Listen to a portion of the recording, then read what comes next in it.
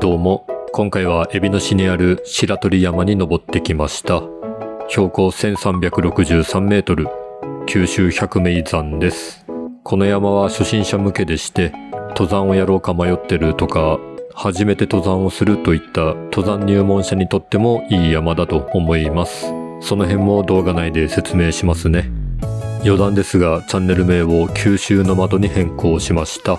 今後ともよろしくお願いいたします。ではアクセスから見ていきましょう。とてもわかりやすいです。海老名高原第一駐車場を Google マップやカーナビで目的地にすれば OK です。駐車料金は500円です。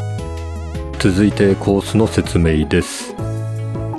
駐車場からスタートして白鳥山を周回します。展望所が数カ所あるのでピストンよりこのコースがおすすめですね。距離は 4.1 キロ、コース定数は6、平均タイムは1時間40分前後ですね。では早速見ていきましょう。8月の上旬、登山開始です。目の前にあるのは足湯の駅海老名高原です。買い物とかができる施設です。ここを右に曲がります。そしたらすぐに標識、池巡単焦路の方へと向かいます。先日登った江ノ岳で熱中症になって以来の登山ですね。ちょっと熱中症がトラウマになってたんでリハビリも兼ねてね、簡単な白鳥山にしたんですが正解でしたね。この日は全国的にめちゃくちゃ暑い日だったんですけど、さすが海老名高原、気温は19度でしたね。やっぱり夏は海老名高原ですね。いいところです、本当に。川ですね。涼しげでいいですね。海老名高原の川は川底が黄土色してるんですよ。これは海老名高原にある硫黄山の火山活動によって酸性度の高い水が生成されて、その水によって岩石や土壌中の鉄分を溶かし出します。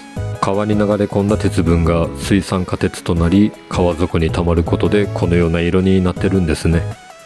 化学式に表すとこうです。何のこっちゃわからないですね。先に進みます。入山届を出すポストですね。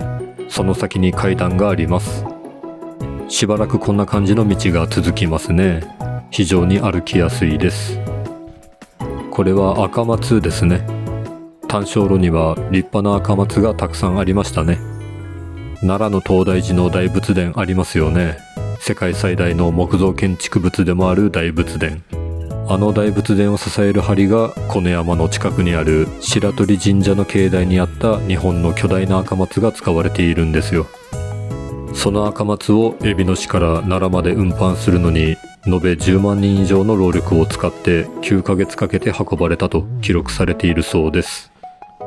約320年経ってますが、赤松の梁は今も大仏殿を支え続けています。登り始めて5分くらいですかね。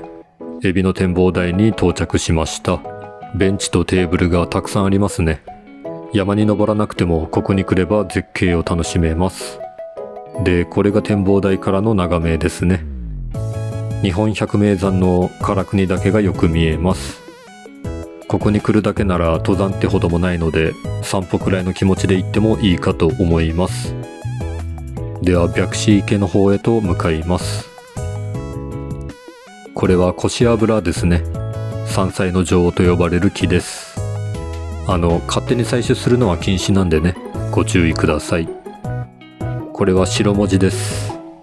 春になると花が咲き、秋になると葉っぱが黄色く色づきます。自然単焦路ってだけあって、いろんな植物を楽しみながら歩けるのも白鳥山登山の魅力ですね。これは去年の冬の映像ですけど、こんな巨大な杉もこの単焦路で見ることができます。何やってんだ。そんなこんなで分岐に到着です。今回は時計回りなので左折します。白鳥山ニコパノラマ展望台方面ですね。これが今回の断面図。これだけ見ると結構高低差があるように見えますけど、全体的に高低差は150メートルくらいしかないので、急登とかもないし、本当に初心者向けだと思います。視界が開けてきて、東屋が見えてきましたね。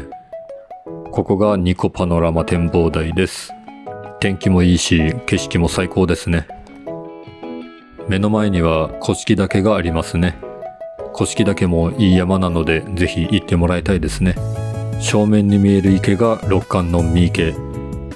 左側にあるのが白紙池ですね。立派な東屋もあります。ここは以前ね、瀬地さんと冬にこの東屋で味噌チゲ鍋をやったんですよ。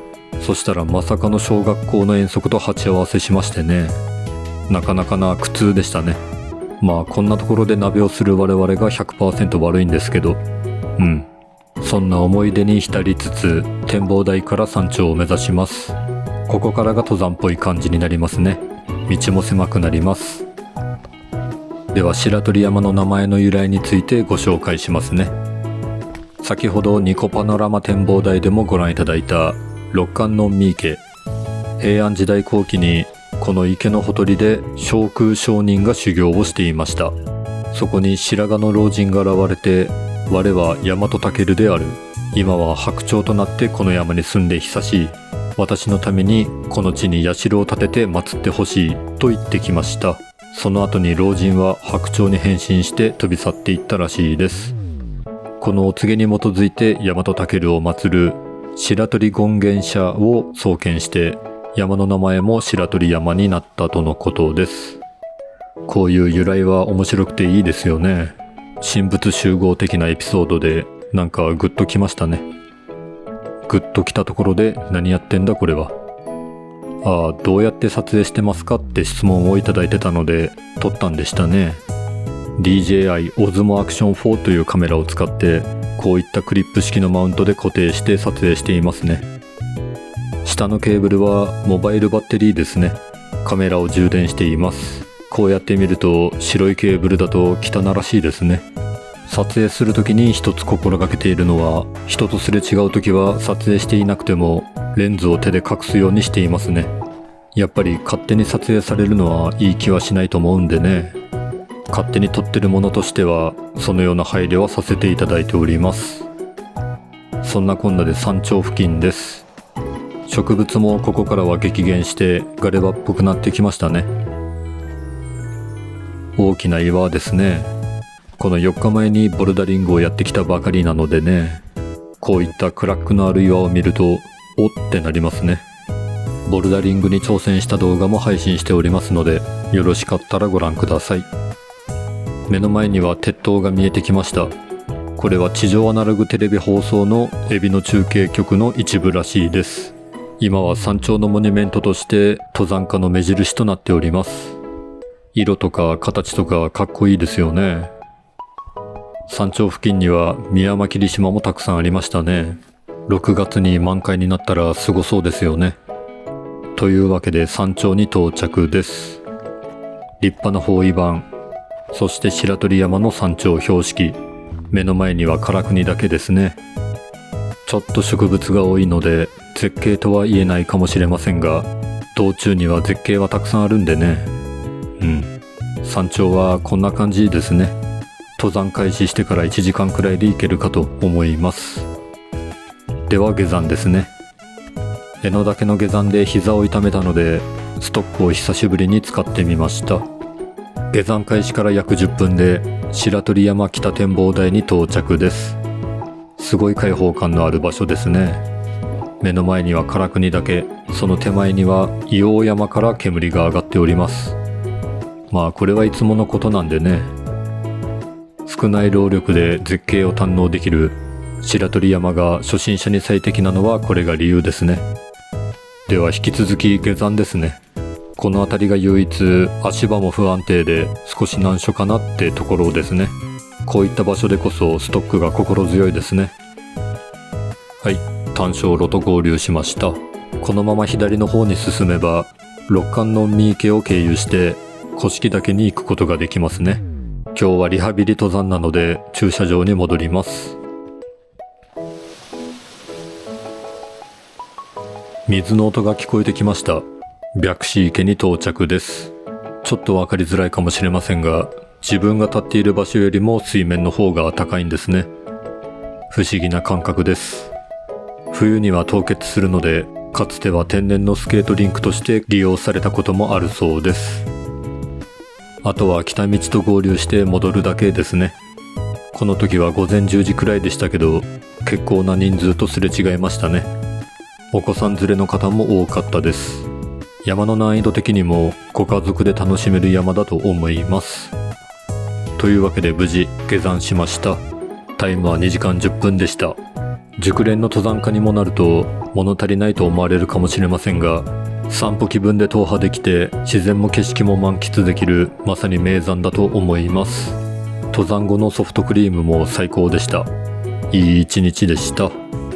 登山のレポートは運営しているホームページやヤマップでも配信しております。